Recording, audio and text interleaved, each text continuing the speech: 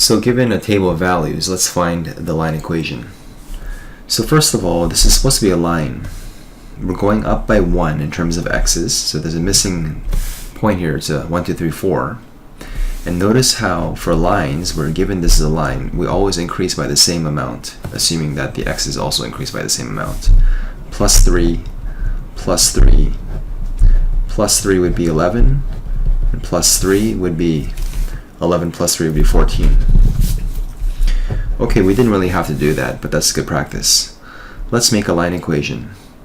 We just need to pick any 2 points on this table. I'm just going to pick the first 2. The first point is 0, 2. We can write it out. 0, 2. This is your first point. And the second point is here is 1, 5.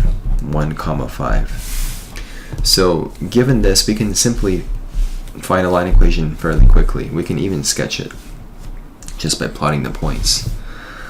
But let's use the traditional method. Slope is equals to rise over run. We're going to subtract the y values, 5 minus 2 over 1 minus 0. So the slope is going to be 3 over 1, which happens to be 3. That's a slope. It's good to use slope point form. Y minus y1 is equals to m x minus x1. And so we have a point.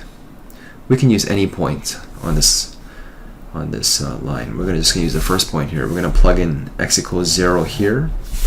We're going to plug in y equals 2 here.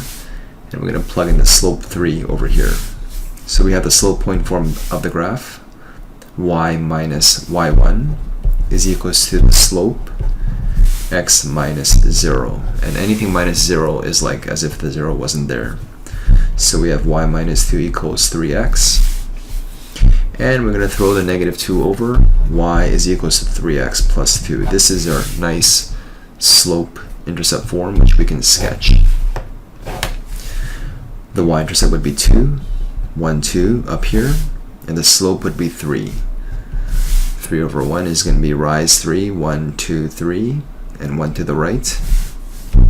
And we're going to connect the dots, and there's your line.